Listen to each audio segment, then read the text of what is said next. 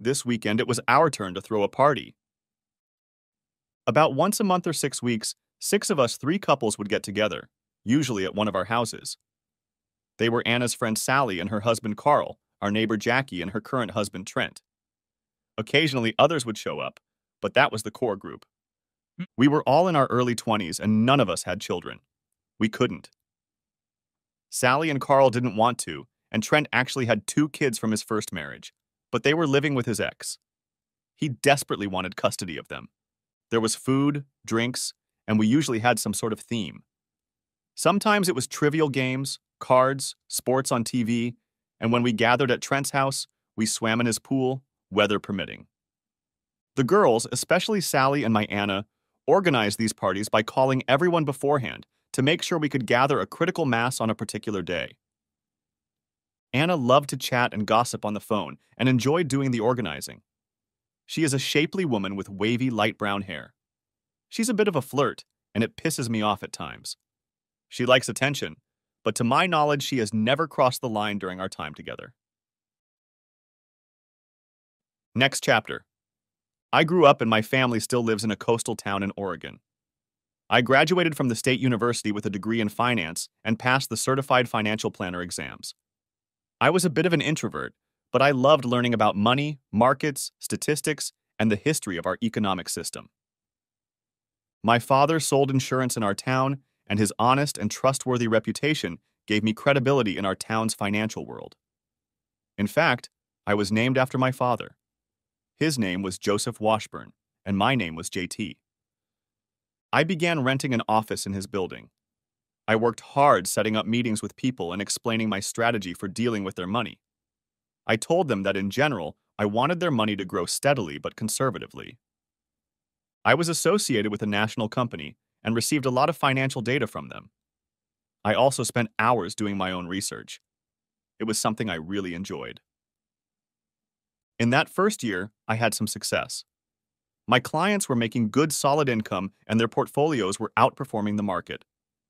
I enjoyed sharing office space with my father, and many of his long-term clients became my clients. I tried to meet with clients regularly, get to know them better, and just add personalized service. They enjoyed and appreciated the contact. As I began my second year of business, one thing became clear. There was not enough business in our town to make a good living. I had my own financial goals, and as an economics student, I realized that I would not be able to support myself solely from the businesses in this town. Next chapter. The weather for our party was nice and we decided to eat outdoors. We had a large terrace with a barbecue and an outdoor kitchen. I asked Anna what she wanted tonight's theme to be. "Let's play a game," she said. "We'll play a fun and funny game that everyone will enjoy. Doesn't that sound great, JT?" she purred. There was a little competition to see who would throw the most fun party. I just enjoyed the company, the food, and the drinks. Admittedly, I love wine, and there were a few occasions when I had a glass or two extra. "What's the game?" I asked. "Don't worry, JT, I'll figure it out while you get the barbecue ready." I was fine with that. I let my thoughts wander a bit while I put things in order and started thinking about the group that was going to come tonight. First up, Sally and Carl. Sally and Anna have been friends since high school. Carl is a diesel mechanic and works at a big store in our town. He has an easygoing personality. He doesn't seem to mind when Sally flirts and flaunts herself. He's a big guy, probably 5'3", 220 or so. I like him, but I would never have chosen him as a friend if it weren't for the connection between Anna and Sally. Jackie and Trent were neighbors, and I can't remember how we got so close. Jackie has a plain face but a prominent body. Not as soft as Anna's, but rather lean. She's smart, and I think out of the group, she's the one I have the most in common with. Trent is a golfer. He is slim and is about 175 centimeters tall. There's a certain arrogance about Trent. It repulsed me at first, but then I learned to like the guy. I'm not sure I trust him, but he's smart, funny, and entertaining at these parties. At that moment, I heard the doorbell ring. The guests were arriving. Next chapter. I decided to move my financial planning practice to the city. I joined a firm in the city, but kept my practice in our coastal town. The drive there was only 2.5 hours. I planned to be there a week a month. I would stay with my family and meet with clients and potential clients that week. So far, things were going well. I roomed with a guy I went to college with, Julian Lee. Julian was an IT guy and worked for one of the big banks. Julian was a very creative person, and I was surprised that he had chosen this particular profession. We had a 2-bedroom apartment in the trendy Maples neighborhood near downtown. I could walk to the office, and there were plenty of restaurants, bars, and boutiques within walking distance. It was definitely a young, trendy, and hip neighborhood. It was in one of these bars that I met Anna. Anna worked at Luca's restaurant and bar, located 2 blocks from our apartment. I think it was the 3rd time Julian and I were there that I struck up a conversation with Anna. Anna was serving the bar and we got to talking, and she asked me all sorts of questions about my life, career, goals, etc. To be honest, I was somewhat surprised that she was paying so much attention to me. She was great, and I was a simple-looking financial planner. In high school, I had a steady girlfriend, Gail Benson. Gail was attractive, smart, and fun to be with. We tried to develop a relationship in college, but it proved too difficult. I dated a few girls in college, but I never had a steady girlfriend during those 4 years. That night we went out, and I almost asked Anna out. I even got the impression that she wanted to. I was just a little worried that she'd say no, and then we'd have to find another bar. "Man, she's hot," Julian said. "She's got a thing for you. You should ask her out." "You think so?" I replied. "And you better do it quick. If you don't, someone will beat you to it." The next evening, I went to Luca's alone and made a date with Anna for Sunday evening. And so we met. I was a little intimidated. I had never been with such a beautiful girl, but she gave me every indication that she liked me. We did everything. She was totally relaxed. Next chapter. Everyone was sitting on our back porch. We had finished dinner and had already had about 2 drinks for the evening. I think I was on my 3rd glass of red wine. We had a long discussion with Carl about how he hoped to get a management position at the diesel equipment store where he worked. He told me that the store owner was strictly religious and asked me if I thought it would be a good strategy to attend his church to establish a good relationship with him. I said that if he wasn't sincere in his religious beliefs, it might seem insincere. He said he would have to think about it. As we sat and chatted, Sally asked, "Anna, what are the plans for tonight?" "So, everyone," Anna began, "keep an open mind, and this is just for fun. We're going to play Truth or Dare." I thought, oh no. But Carl, Sally, and Trent clapped and cheered, showing their approval. I looked at Anna and she smiled and gave a quick glance at Sally. Carl and Trent smirked. Jackie was only half smiling and was the only one around me who didn't show much enthusiasm. It started off rather mildly, nothing explicit. "Who do you like from movie stars? When did the first relationship start?" and so on. I said, "One more round, and that's the end of the game." It was Anna's turn, and she asked Trent.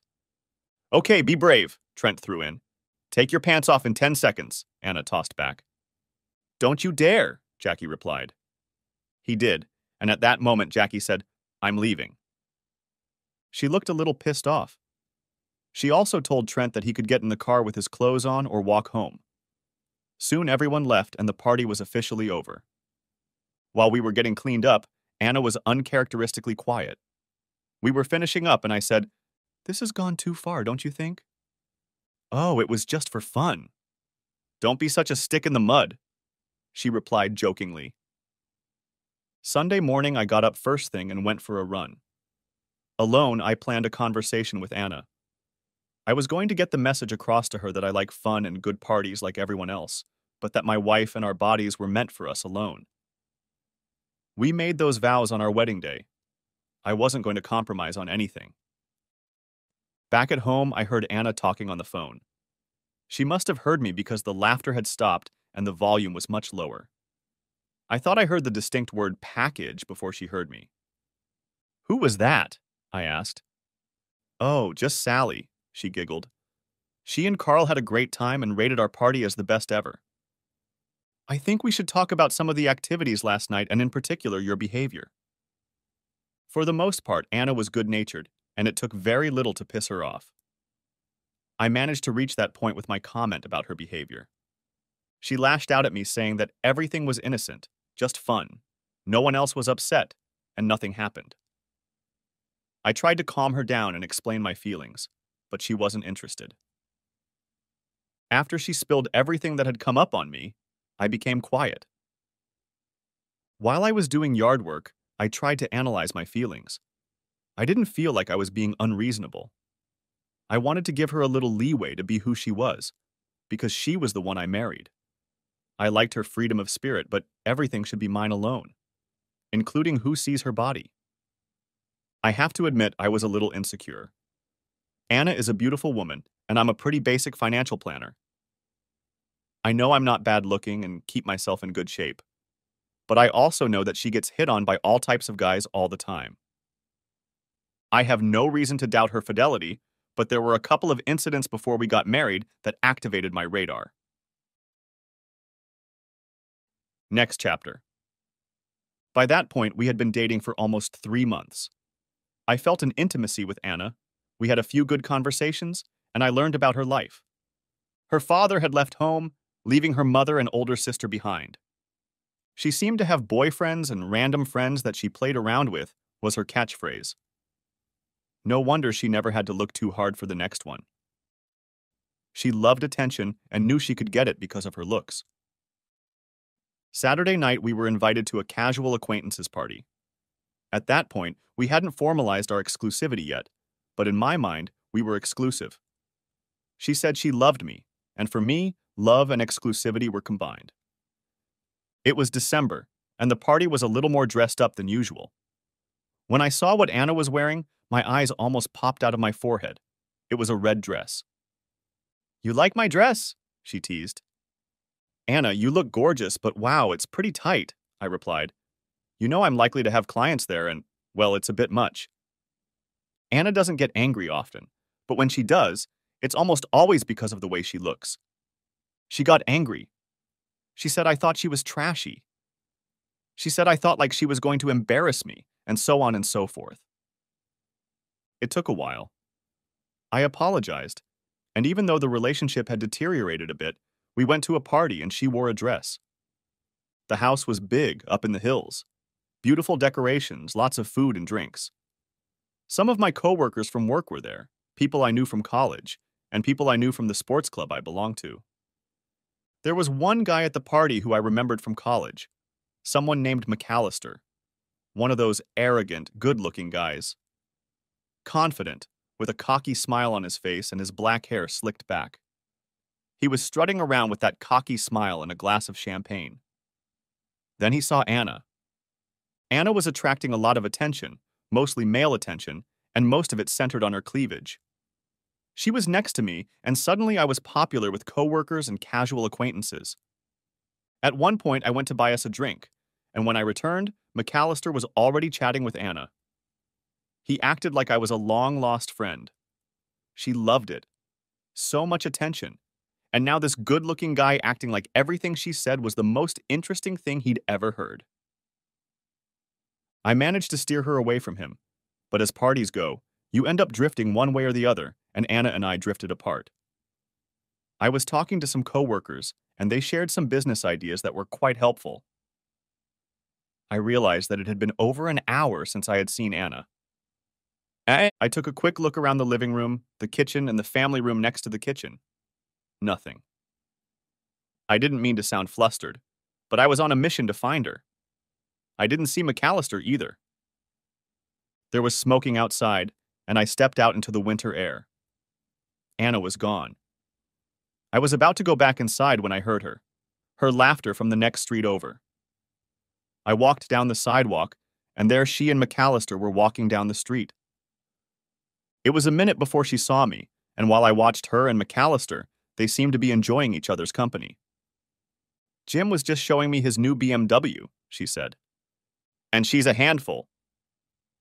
McAllister said. "I mean the car," he laughed. I looked at Anna but didn't see anything different. She just seemed a little disheveled. A fake smile appeared on my face. Inside me, everything was boiling. Anna came over and gave me a hug as they approached. I was just leaving, I said. I just wanted to make sure you had a ride home. Of course I want to go home, she said. Why not? She asked questioningly. At that moment, McAllister clapped me on the back. It's good to see you again, and held out his hand. I'm not a bodybuilder, but I do work out, and I've always had a strong grip. Combined with my anger at Anna and the arrogance of this asshole, I grabbed his hand. He didn't stand a chance, and by the time he realized what was happening, I was already squeezing his hand. His knees buckled and his mouth was open in a wordless scream. Honey, you're hurting Jim! Anna cried. Oh, I'm sorry. It's my fault, I said, and started walking to the car, not looking to see if Anna was following me. By the time I got to the car and buckled up, she had already caught up with me. This was our first serious fight. In normal life, I liked her a lot. She was a great-looking woman. I knew she was an attention seeker and judged her worth by the attention she received from men. We hadn't formalized anything at this point. To me, an ongoing relationship where we see each other more than a few times a week and talk about love is the adult version of an ongoing relationship, but we never discussed it. I gave her a ride, and she threw me a questioning look when I told her I was staying at my house tonight. Oh, honey, come on up. Nothing happened to Jim. We were just having fun, she said. Well, I guess that's enough for me for one night. I'll see you later. And I left. She called and texted, and I ignored her. Life went on, and I spent the week focusing on work. My week at the coast was the following week, and I decided to leave on Saturday morning instead of Sunday night as usual. I called my mom, and she was glad I was here for the weekend. I had a good week in my hometown. I had several good client meetings. Professionally, my stable business on the coast and my growing business in the city were bringing me success. I was meeting my financial goals and getting noticed in my organization. Even a week ago, I would have said that my personal life was also progressing in the right direction. I couldn't say that now. She kept writing and calling, and my responses were minimal. She asked when I would be back, and I told her Friday night. No sooner had I entered the house than the doorbell rang. Anna opened it for me, wearing a raincoat and carrying a wrapped gift. This is for you, she said, and held out the gift to me. I opened it, and in the box was a key, an old-fashioned skeleton-shaped key. You hold the key to my heart, she said. I stared at her with mixed feelings. Afterward, I asked her about what had happened at the party with McAllister. I know I shouldn't have gone out with Jim, but he was so nice, she said. What happened? I asked. Nothing. He was trying to get a little naughty. We talked, and I told her I could be jealous. I said that if she wasn't ready for a boyfriend, I would be sad, but I would understand her. I told her that I'm not the type to play around. I either get into casual relationships or commit to a commitment. For me, what we had, I explained, was not a casual relationship. Next chapter. As I said, Anna doesn't hold grudges, and after the Truth or Dare party, it was business as usual. She was still the loving woman I had managed to love.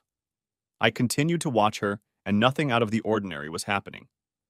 She was more attentive to me and seemed to socialize less with Sally, at least when I was around. One Saturday I was working in the yard and Trent walked by. Nothing unusual, he and Jackie only live a few blocks away. He stopped and we started a rather long conversation about lawns, fertilizer, and gardening. I asked if he wanted something to drink, and we settled down on the back patio to continue the conversation. To an outsider this might seem normal, but Trent and I weren't too friendly. He was a bit opinionated, just not my type. Through mutual friends, we bonded. We had quite a long conversation, most of which centered around his kids and ex-wife. Apparently, they were fighting for custody and she won. There were morals spelled out in the custody document, and he had heard that she could violate something in a document based on morals. It seemed to him that was exactly what he needed to do to get custody of the children. And his attachment to the children made him a little more vulnerable, which was nice. Maybe I was wrong about Trent. Maybe he was normal after all. Suddenly, he asked where Anna was. We were having a pretty heavy conversation about his family, and he asks about Anna. I told him she was out shopping, and we immediately started discussing the situation with his care. 15 minutes later, Anna showed up in a tiny bikini and slipped behind the screen door at the south end of the backyard and said hello to Trent. She likes to keep her tan to a minimum, and we have a stubborn retired neighbor named Henry Anderson living on our northern border. Anderson is a nice guy, the kind of guy who watches over your house when you're away and reports on everything that's going on at the neighbors. In other words, nice and reliable, just a little arrogant. He's also a client of mine. That's why I built the screen. Meanwhile, Trent is stumbling around, trying to catch Anna's eye. I directed him back toward the entrance, ending our conversation. As he passed through the gate, he called out, "Anna, need help with the suntan lotion?" And that was the end of it. It made me think of another incident. Next chapter. After the McAllister deal, things were looking up. In fact, things were great. I remembered the incident from time to time, but I had no reason to dwell on it. After that, our relationship entered a new phase. I guess I kind of justified Anna's behavior, believing that we weren't committed to each other at that point. At least it hadn't been announced yet. Now we were committed to each other. Anna was loving and affectionate and a lot of fun to be with. Did I have deep discussions like I did with my other girlfriends? To be honest, probably not. But we had fun. Also, she was beautiful. I was proud to be with her.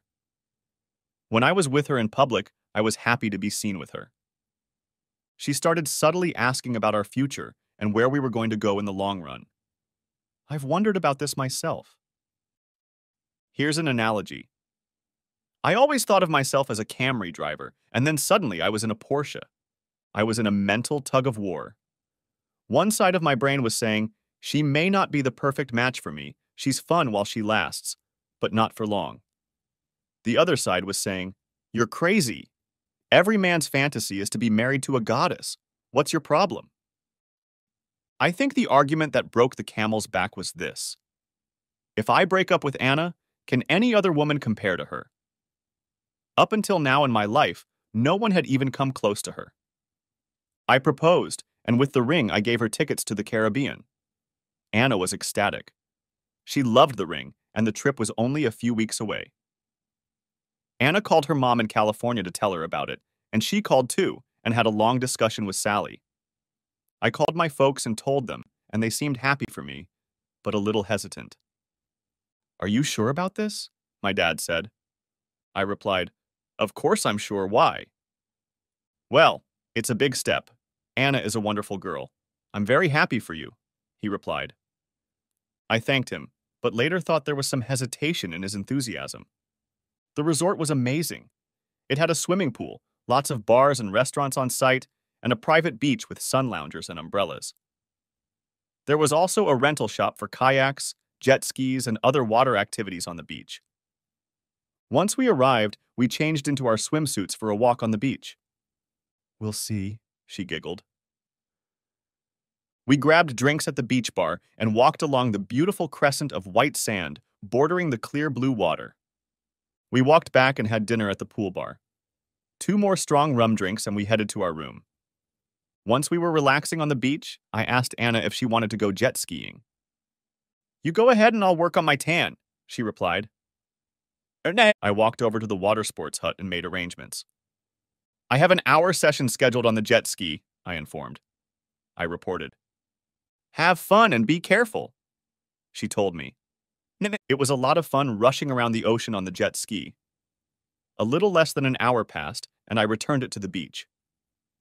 As I was walking back to the lounge chairs, I saw Cruz looming over Anna. When I approached, he was massaging her back. What's going on here? I asked. With those words, Cruz quickly stood up. Mr. JT, I don't want Miss Anna to get sunburned. She needs to put some cream on her back, he stammered. I can take care of that. Thanks, Cruz. And he hurried away. Anna, what the hell was that? I asked quietly but firmly. I didn't want to make a scene on the beach, but she was all over the beach boy. What are you talking about? She asked. Your top is unbuttoned, and that bastard is freely massaging your back, is what I'm talking about. Oh, honey, he may have touched a little on the sides, but I'm all for you. Next chapter. After Trent's weekend, life went on. Work for me was stressful and rewarding. I was making good money, and I had a pretty good next egg. Of course, I was doing most of the research myself, and my money seemed to be multiplying nicely. Anna still worked at the Onion, but usually on lunch shifts as a waitress. This allowed us to spend most evenings together. Anna didn't really have to work, but she liked it, and I think she liked having her own money. As the summer progressed, Anna and Sally began discussing the couple's next reunion. After the Truth or Dare party at our house, I was hoping that these parties would start to die down. After much talking and planning, it was decided that the next party would be at Trent and Jackie's house and would be scheduled for mid-July, a few weeks from now. Weather permitting, it would be a pool party. When I heard about it, I immediately told Anna. No Caribbean bikinis. I can wear red, she said. No way, no way, I said. It's one thing for outsiders to see you looking like that, but not our friends. She said nothing more on the subject, and in my mind, the matter was settled. The Tuesday before the party, my mom called me in a frenzy. My father had had a heart attack. He was in the county hospital and was about to have bypass surgery. I told my mom I would be there as soon as possible. I called Anna and told her what was going on. I swung by the house, grabbed an overnight bag for both of us, and we headed to my folks' house. On the way to the hospital, I had to keep my cool to keep from speeding. Anna held my hand to reassure me. I was worried about my dad, and also my mom. My dad was the mainstay in our family, and my mom really needed his strength. Since his health was in question, I worried how she would hold up. By the time we got to the hospital and found my mom, the situation had improved dramatically. My dad had a mild heart attack. The bypass surgery was successful, and the prognosis for a full recovery was very favorable. They wanted to keep my dad in the hospital until Thursday and then bring him home. Tuesday night, I stayed with him in the hospital, and Mom and Anna went back to the house to rest. Wednesday, they came back in the morning.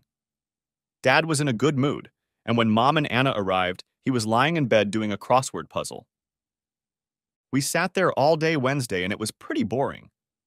Anna was polite, but I knew she didn't want to be stuck in the hospital for long. I didn't really blame her. Hospitals are depressing. Thursday, when we brought my dad home, I told her I needed to stay. But why don't she drive home? She could take my car and come back for me over the weekend, or I could drive home in Dad's car. He wasn't going to get behind the wheel for a while. No, I'll stay with you, she said. Thanks, Anna, I appreciate that, but you go home.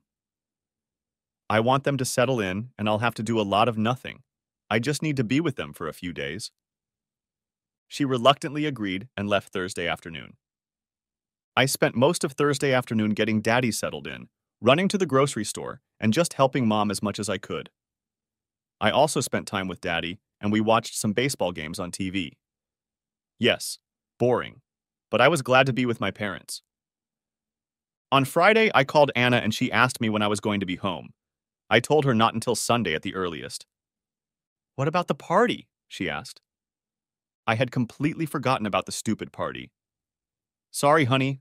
I need to be here with my folks. Are you still going to go? I don't know.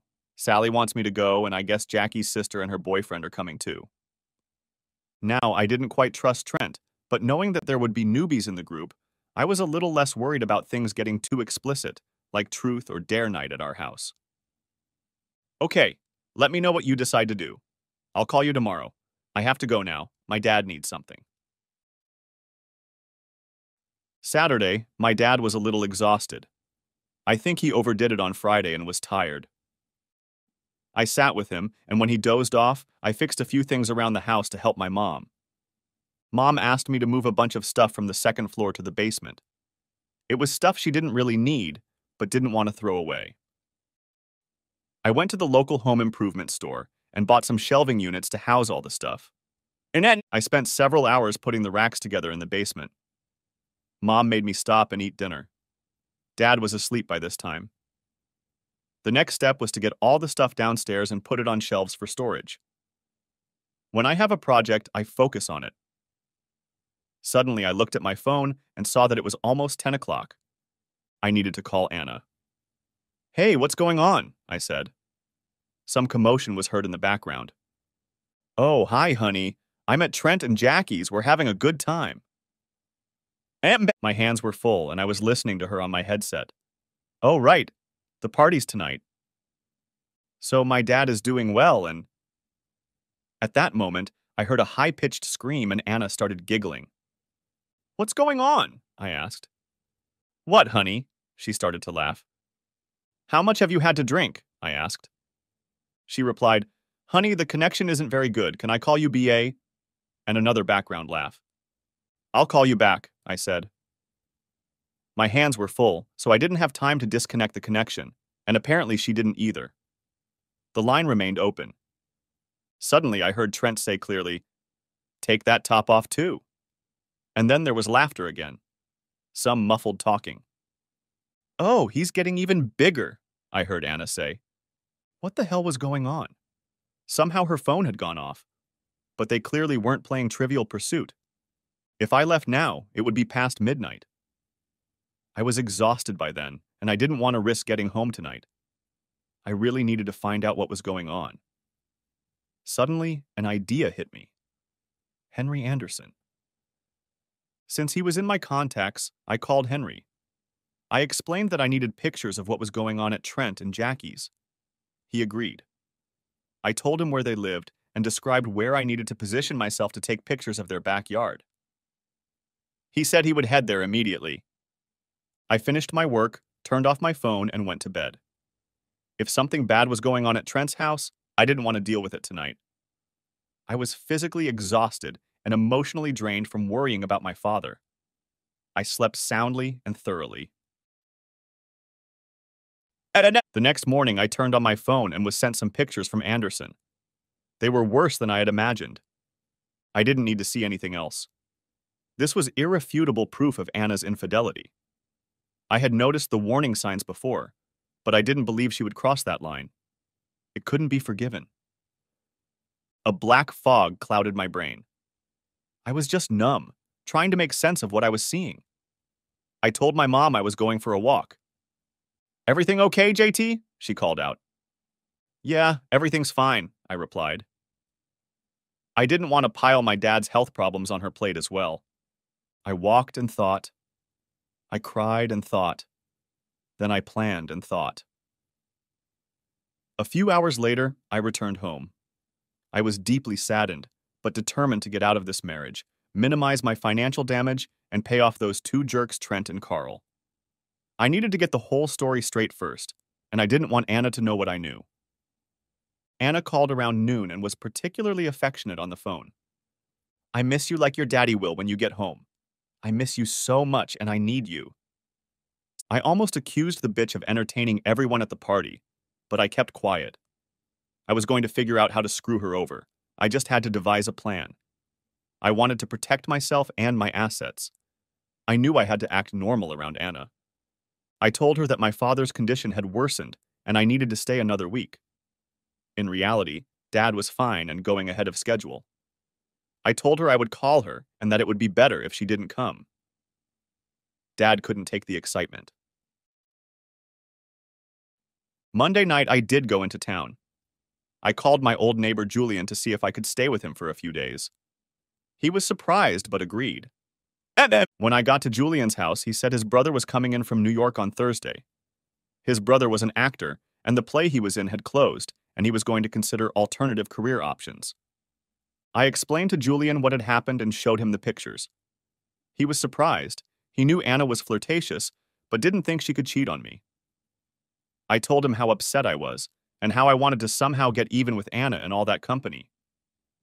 I also told him that I needed to keep what I knew from Anna until I had a plan. He agreed not to say a word. The next day, I waited outside the building for Carl. Carl worked as a diesel mechanic and told me that a supervisor position was about to open up, and he was desperate for a promotion.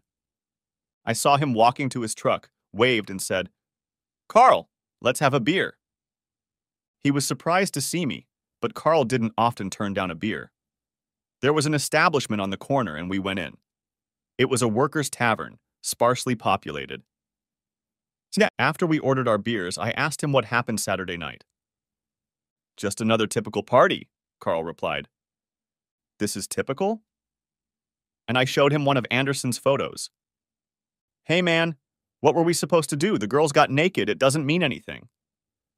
"Okay, I get it, it's no big deal. By the way, what do you think your boss would say about it not meaning anything?" I knew his boss was very religious, and Carl was really hoping for a promotion. He stood up and I stood up. He shoved me threateningly. I remember about 5 years ago I played softball in an organized league. In softball, if you don't hit the ball, you either hit the ball high or on the ground. In this game, I turned to the ball and hit it square. The left fielder didn't even turn around. He was so far behind the fence. It was perfect. When I turned and hit Carl, it was like hitting a soft ball. It was perfect. He immediately went down. There wasn't an ounce of fight left in him. I've always noticed that once you stand up to a bully, he becomes a coward. Carl was done. I helped him up. It all happened so fast, no one in the bar even noticed. Or if they did, they didn't care. He started apologizing and blaming others. I told him to shut up and listen. I had some questions. I also told him that if he didn't want his boss to get the pictures, he should tell me the truth to all my questions and not let Anna, Sally, or anyone else know that I knew what happened. He agreed. He seemed desperate to keep the pictures from his boss. We sat for over an hour, and I learned a lot about Anna. Everything he said was believable and made some twisted sense. Anna, Sally, and Carl had gone to high school together. It was one of those socioeconomic slices of kids. There were the rich, the middle class, and the lower middle class. The group that Anna and Sally attended was made up of poorer kids. Around the time the girls hit puberty, they also began to notice the difference in their parents' clothes, houses, and cars. The richer kids made fun of them for their unfashionable clothes and the old cars their families had. Carl told me that at the time Anna and I started dating, she had a boyfriend. She told Sally that she thought my prospects were better. After she started dating me, she continued dating him for almost 3 months before they broke up. "You mean she slept with me and her old boyfriend for 3 months?" I asked. "Hell," he said. "I know at least 2 other guys she's had fun with since you guys got married. And that's not counting Trent and me." "Who?" I demanded, losing my temper. "I don't know all the details, but I know one of them was some cute guy named McCallum or something. She said you knew him." "Must be that asshole McAllister we saw at that party before the wedding." I was just sitting there, freaking out. Carl didn't seem bothered by it. He just kept drinking his beer. There was no doubt in my mind that I couldn't stay married to her. I needed a plan. "So you're telling me that if someone with more money, a car, and a nicer house came along, Anna would throw herself at him?" I asked. "I'm sure she would," he replied. After a few minutes of sitting and thinking, I asked him about Saturday night. What happened to Jackie? Was she involved? I hadn't seen her in any pictures. Turns out her sister's boyfriend turned out to be an asshole and left. Jackie's sister was upset, and Jackie drove her home and stayed with her at her house. That opened up the holiday to the rest of us. "So Jackie doesn't know what happened?" I asked. "No, and don't tell her," he replied. After a moment, I asked him, "Doesn't it bother you that your wife is having fun with other guys?" "Wife? We're not married. She's always called me her husband. We've been together for a long time. No, when I get married, it won't be someone like Sally. She's a wonderful girl, and I kind of love her, but marriage isn't with her. That's why we don't have kids." It was time to leave. I had a lot to think about. Here are the basic facts. 1. Anna was more than promiscuous. 2. The main reason she was with me was financial security, and she would leave if a better option came along. 3. No one but Carl knew what I knew, and for now it would stay that way. 4. Even an idiot like Carl was smarter than me when it came to women. I went back to Julian and told him everything I had learned from Carl. I was sad, but sadness was replaced by anger. I was also ashamed. I wondered how many people were laughing at me behind my back. I had to make her and probably a few others pay for it.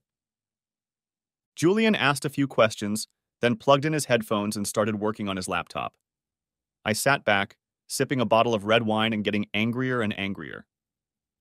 Julian unplugged and asked, "She never met John Paul, did she?" "No, I haven't even seen him since we were in college." "Why?" I asked. He just shook his head and plugged back in. "Can you get about $30,000 fast?" he asked. "Yes, but why?" I asked. "I also need you to lease a BMW for 6 months if this works out." He kept typing, a sly smile playing on his face. Finally, he said he had a plan. It would cost me at least $30,000 and a BMW lease. He told me to go to Anna's house tomorrow and play the best acting role of my life. I had to pretend everything was fine. I was supposed to go back to Julian's on Thursday after work. John Paul would be here then. The next day, I called Anna and told her I would be home in the evening. I did my best to act normal. Every time she asked if anything was wrong, I just said I was worried about Dad. Fortunately, either I was a better actor than I let on, or more likely she just wasn't paying attention to me. Thursday night, I met up with Julian and John Paul at Julian's apartment. After pleasantries, Julian laid out the plan. John Paul was going to seduce Anna by posing as a New York investment banker. He was going to reluctantly tell her how rich he must be and then make her fall in love with him. John Paul was in a play that started in about 5 months, so he had to get everything done in that time. John Paul was 2 years younger than Julian and was an attractive guy. Long hair, lean build, and a naturally magnetic smile. She had to like him. "I want to ask you one thing," he said. "Would you mind if I slept with her? She is your wife, after all." I told him I didn't care, and there was no way they wouldn't have something in 5 months, more like 5 days. I told them about her schedule at Luca's and said it would be best if we only met once a week. I didn't want to get caught, and not only was John Paul playing a role, I also had to act like a betrayed, ignorant husband. The week went by without any incidents or mistakes on my part. I kept trying to notice any changes in Anna. On Thursday evening, we met at Julian's apartment. I was interested to hear the report. I really wanted her to fall in love with John Paul, but some part of me hoped she wouldn't. And it turned out that John Paul had been to Luca's 3 times. Time 1, he just wanted her to pay attention to him. Time 2, light conversation and jokes. Time 3, name exchange. She told me she's working tomorrow from 11 to 3. I'm going to show up at 2 to have a late lunch and coffee with her. I had to buy a $1,200 costume. I got to play the part, reported John Paul. The next week went on. Work, home, I couldn't help but wonder what was going on between Anna and John Paul. One day I noticed her staying home late. I wondered what that had to do with. It was like waiting for the next episode of a favorite weekly television show. I couldn't wait until Thursday night to hear the latest report. Here's what John Paul reported. They had coffee on Friday. Anna admitted she was married, but hinted there might be problems and seemed available. She said she wasn't working on Tuesday and agreed to a lunch date with him. John Paul hinted that he was rich, but slowly revealed small hints. Life with Anna continued, but I began to notice a chill coming off of her. Okay. That Tuesday when we met for lunch, I got home a little after 5 and Anna wasn't home. I went for a run, and when I came back, Anna was gone. As I was making a salad for dinner, she came home. "Hi, honey, how was your day?" I asked her. This is going to be interesting, I thought. "Oh, yes, I stayed late at work," she replied. I knew she hadn't been working, but that was good. Have you been busy? I asked. And then she started telling some made-up story about her job. I could feel us drifting apart.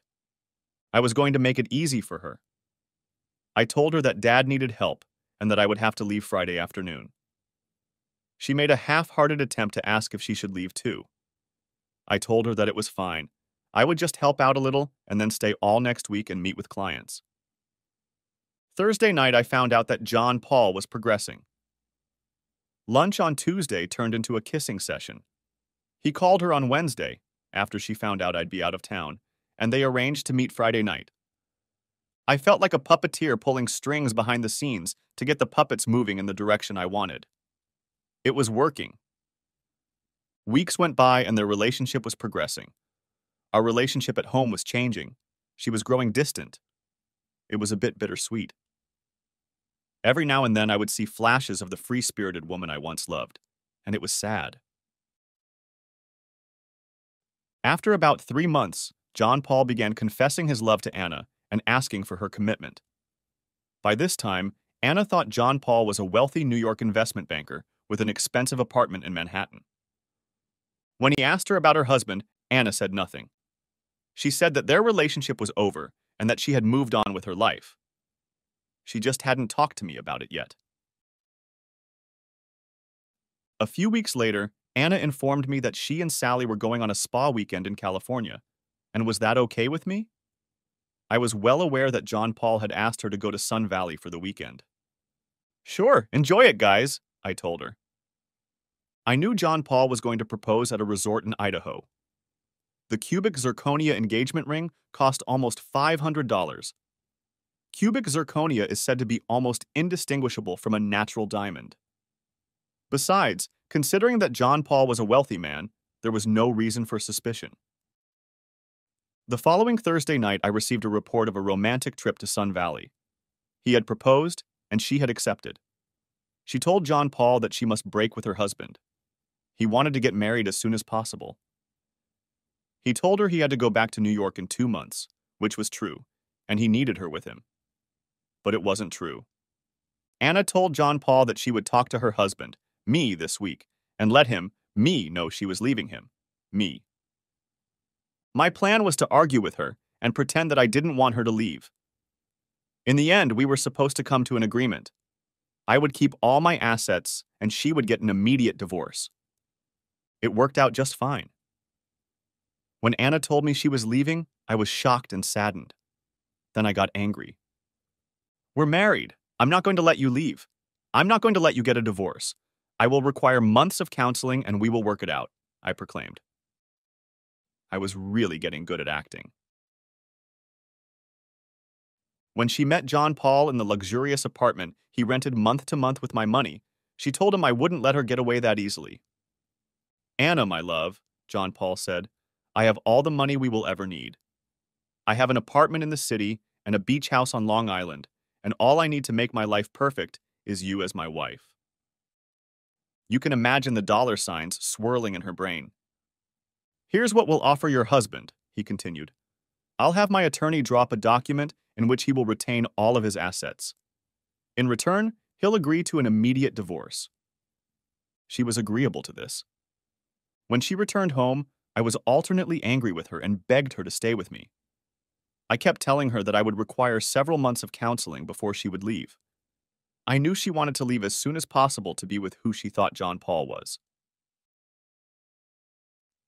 Friday night, she came home with a divorce document. In it, she was divorcing me immediately and relinquishing all rights to my property, our house, car, and all my investments. I put on the performance of a lifetime. I yelled, screamed, told her I would never let her go. Then I told her I needed to be alone in the basement. While she thought I was sad and depressed, I watched a baseball game. Finally, with tears in my eyes, I had stashed some Visine. I meekly walked out with the signed document. She had the decency not to celebrate in front of me. As she left, I couldn't help but notice her bouncing in place. It was mid-September at that point. We would be officially divorced on October 5th. She had relinquished all rights to my assets and, as far as she was concerned, had moved to New York, and they were to be married by the end of October. We met that Thursday at Julian's. We needed to plan the final act. The plan was this. Anna was to stay in the rented apartment for the next 2 weeks. On Friday, when they left, she would return to my house and pick up her clothes and belongings. John Paul told Anna that he would meet her at her house at noon with a moving truck. They would then take her things to the trucking company and ship them to him in New York. Of course, by the time Anna is waiting for her things, John Paul will be gone. John Paul tells her that his last name is Taylor. It would be very difficult for her to track him down. Plus, it would be expensive. She was on the verge of ruin. That's pretty cruel, John Paul told me. I couldn't agree more, I said, but not as cruel as they treated me. I get it, he said. I hope you won't be offended if I say this, but I'm really going to miss that ass. She was as good as she could be. Yeah, I'll miss her too, I sighed. My relationship with Anna was polite. A few times I had to feign remorse. I never asked her to change her mind and stay with me. I was afraid she would say yes. That Friday, I met her outside the house as she was packing her things. I almost thought about trying one last time to have some fun, but I had had enough. She was dressed like she was going somewhere special. She thought she was. By 12:30, she made her first call to John Paul. The number had been disconnected. She asked if she could use my phone. The result was the same. She called the luxury condominium and they said it was paid for until Saturday and rented again after that. Amen. She asked if I could keep her stuff while she went to the condo and found out why John Paul was taking so long. I didn't hear from her for the rest of the weekend. Now phase 2 of the plan began. I sent out 3 packets with a selection of photos from the party they threw while I was with my dad. In all of the photos, the faces of Trent, Sally, Carl, and Anna were easily recognizable. Package 1 went to Carl's deeply religious boss. Attached to the photos was a note. I believe that a person's moral character is reflected in the quality of the work they do. Don't you? Package 2 went to Trent's ex-wife. The note attached to this photo said, "Look at what your ex is doing. Thank God the kids are with you." Package 3 went to Jackie. The note said, "Looks like you and I missed the best part. I'm sorry to break the news to you, but you deserve to know." I also said to Jackie, "Once things calm down, would you like a drink?" I signed all the notes with my name and phone number. I had one more piece of unfinished business, and that was McAllister. Maybe I'd ask Julian to come up with something for him, too. Epilogue. Of course, Anna tried to rekindle our relationship. There wasn't the slightest chance of that happening. She showed up Monday night looking like she'd just gotten home from work. "Hi, honey. Sorry about our little misunderstanding. I'm back home for good," she exclaimed. I just stared at her. "Anna, you ruined my life," I yelled. "This isn't your home. You're running off to New York with someone." "No, I changed my mind. I only want you," she declared.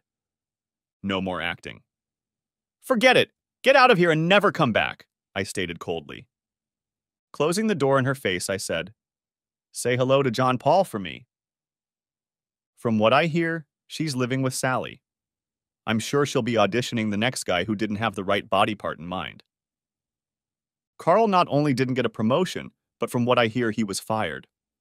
I'd also heard he'd left town, leaving Sally behind. Trent was a different story. When he went to his custody hearing, he was firmly and decisively denied and actually had his child support increased and visitation rights reduced. Obviously, pictures played a big part in that decision. One Saturday night, I received a frantic phone call from Jackie informing me that Trent was on his way to my house. He was drunk and carrying a gun. Apparently, he had found where the messages were coming from. I quickly snuck into the backyard, grabbed some blankets and pillows, and created a fake body under the blankets as if I were reading outside in a chaise lounge. I left a small light on to attract him. I hid in the thick bushes on the other side of the safety netting. I was armed with a baseball bat. Even if Jackie hadn't called, I would have heard him approaching. He knocked on the front door, and when I didn't answer, walked through the gate into the backyard. He spotted the chaise lounge right away. He crept up to it and fired 2 shots into the blanket. The first shot apparently broke his arm. I wanted to neutralize the weapon first. Then I called the police. The gun and the shots didn't warrant much investigation. I was defending myself, and Trent was facing an attempted murder charge. I called and thanked Jackie for the warning. "You're welcome," she said. "Now about that drink you offered." The end. Thanks for watching. I hope you enjoyed it. So subscribe to my channel and watch the next video.